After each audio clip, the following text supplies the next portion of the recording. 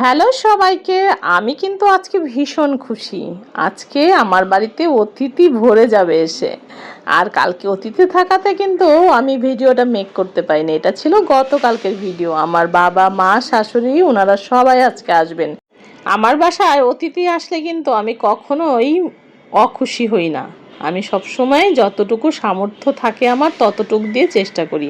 যদিও বাবা মাকে অতিথির কাতারে ফেলা যায় না, তারপরও তারা তো আসে না নিয়মিত, তাদের প্রয়োজনে আসলে আসা, তারা তো আসবে ডক্টর দেখাতে, কিন্তু আমার কাছে কিন্তু তাদের কদরটা কোনো অংশেই কম না। তারা আসছে, আমার মেয়েরা যেমন খুশি আমরাও কিন্তু সাথে সাথে খুশি। এদিক দিয়ে মাছটা আমি ভেজে নিলাম।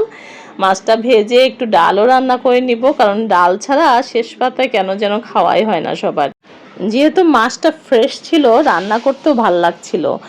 অনেকদিন পরে এই মাছটা আমি রান্না করছি। এটা আমাদের দেশে কোরাল মাছ বলে, কিন্তু ইন্ডিয়াতে আবার এটাকে ভেটকি নামেই সবাই চিনে। যাই হোক, মাছটা যেহেতু কাটা কম, বাচ্চারাও খেতে পছন্দ করে আর বড়রা তো করেই।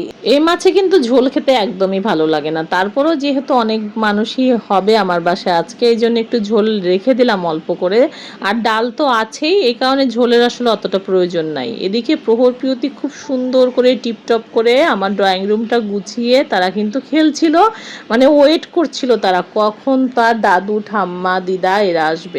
আর বাচ্চাদের খুশি সবসময় আসলে অনেক বেশি থাকে কেউ বাড়িতে আসলে। যেহেতু ওরা একা একা থাকে, কেউ আসলে ওরা অনেক বেশি খুশি হয়ে যায়।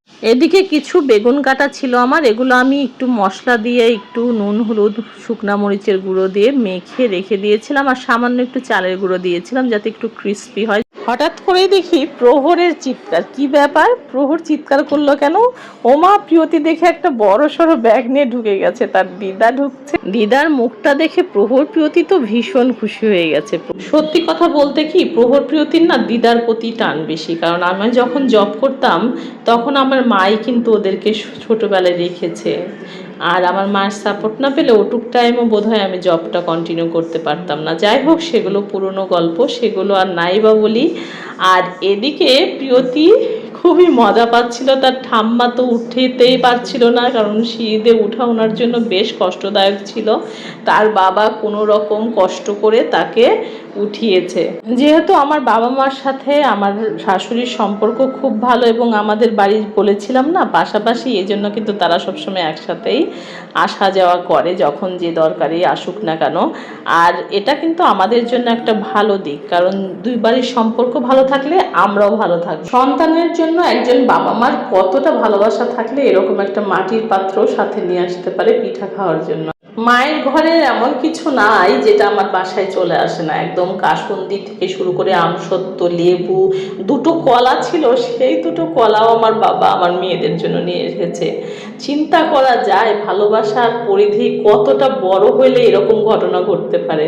আর আমি না করা সত্ত্বেও আমার বাবা দেখো আমার জন্য নদীর মাছ আমার মা নিজ হাতে কেটে আমার জন্য নিয়ে এসেছে।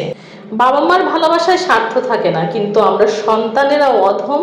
এই কারণে সবসময় আমরা স্বার্থের টানে আমাদের বাবা মাদের ভালোবাসি। কথাটা তেতো লাগলো শুনতে, তাই না? কিন্তু এটা সত্য, তোমরা স্বীকার করো আর না করো।